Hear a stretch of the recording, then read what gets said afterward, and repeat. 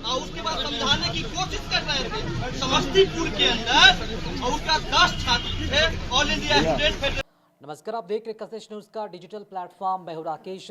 एक दिवसीय दौरे पर लोकसभा में विपक्ष के नेता राहुल गांधी पटना पहुंचे और पटना पहुंचने के बाद कांग्रेस के कई कार्यक्रमों में उनकी जो भागीदारी है वो देखने को मिली। सबसे पहले वो पटना के बापू सभागार में पहुंचे थे। वहां पर उन्होंने संविधान बचाओ कार्यक्रम में वहां पर अपने कार्यकर्ताओं को संबोधित किया और उसके बाद सदाकत आश्रम में भी अपने कार्यकर्ताओं से उन्होंने मुलाकात की और उसके बाद कार्यक्रम में शामिल होने के लिए कई जगहों पर उनका था। लेकिन उन सब के बाद राहुल गांधी पहुंचे पटना के गर्दनीबाग धरना स्थल पर, जहां पर पिछले कई दिनों से बीपीएससी के अभ्यर्थी आंदोलनरत हैं। जी हां, बीपीएससी पीटी री एग्जाम को लेकर पिछले कई दिनों से धरना दे रहे अभ्यर्थियों को अब कांग्रेस सांसद और लोकसभा में विपक्ष के नेता राहुल गांधी का भी समर्थन मिला है, जिसके बाद अब अभ्यर्थी इस बात को कहीं ना कहीं अब अपनी सफलता मानते हुए देख रहे हैं कि अब लोकसभा में विपक्ष के नेता राहुल गांधी का भी समर्थन बीपीएससी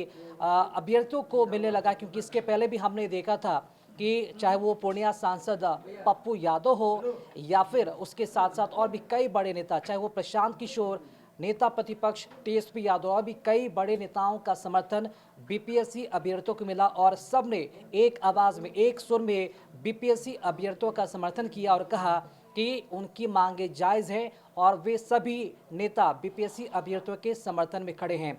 और आज बीपीएससी अभ्यर्थियों के आंदोलन को और भी तब बल मिला जब राहुल गांधी उनके समर्थन में पहुंचे थे। वहां पर उन्होंने बीपीएससी अभ्यर्थियों से बैठकर उन्होंने मुलाकात की, उनसे बातचीत की और उनका हालचाल भी जाना और इसी के साथ साथ उन्होंने आश्वासन भी दिया कि वो भी इस आंदोलन में साथ हैं और जो मांगे कर रहे हैं उन मांगों को आगे तक ले जाया जाएगा। गौरतलब है कि बीपीएससी का जो पूरा मामला है अभी हाईकोर्ट में लंबित है।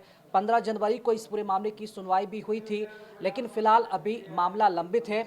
और इसके पहले बता दें कि 13 जनवरी को बीपीएससी पीटी का एग्जाम आयोजित किया गया था, जिसके बाद पटना के केंद्र बापू सभागार में धांधली का जो आरोप लगाकर कहीं ना कहीं फर्जीवाड़े की जो सूचना मिली, अफवाह भी इसे कह सकते हैं, जिसके बाद पटना के केंद्र का जो परीक्षा है वो कैंसिल कर दिया गया। और उसके बाद बीपीएससी ने दोबारा शेड्यूल किया कि पटना के जिस केंद्र पर हंगामा हुआ था, बवाल हुआ था, उसके बाद री एग्ज़ाम लिया गया 4 जनवरी को। और उसके बाद से लगातार बीपीएससी के जो अभ्यर्थी हैं जिन्होंने एग्ज़ाम दिया था वो फिर से री एग्ज़ाम करने की मांग और समूचे परीक्षा को रद्द करने की मांग पर अड़े हुए। तब से लेकर लगातार आज तक बीपीएससी अभ्यर्थी आंदोलनरत है और उनका ये मानना है कि बीपीएससी में धांधली हुई है, इसलिए इस परीक्षा को पूरी तरीके से रद्द किया जाए और इसे री एग्ज़ाम लिया जाए। राहुल गांधी जब अपने कार्यक्रम में पहुंचे थे तब उन्होंने बीपीएससी का मुद्दा भी उठाया था और अब वो बीपीएससी अभ्यर्थियों के समर्थन में भी शामिल हो गए हैं।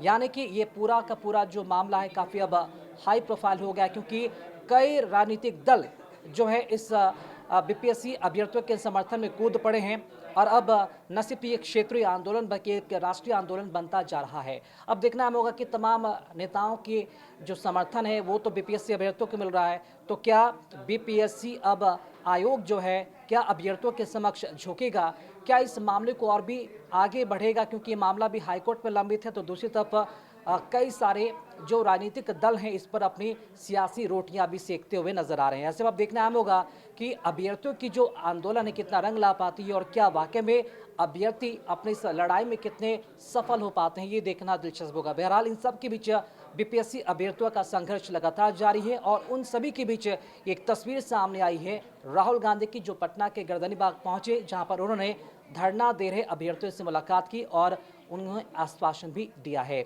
आगे के अपडेट्स के लिए बने रहे कशिश न्यूज़ के साथ, साथ ही हमारे वीडियोस को लाइक करें, शेयर करें और हमारे यूट्यूब चैनल कशिश न्यूज़ को सब्सक्राइब करना ना भूलें। इस वीडियो को अगर आप फेसबुक पे देख रहे हैं तो हमारे पेज को लाइक करें और फॉलो करना ना भूलें। नमस्कार।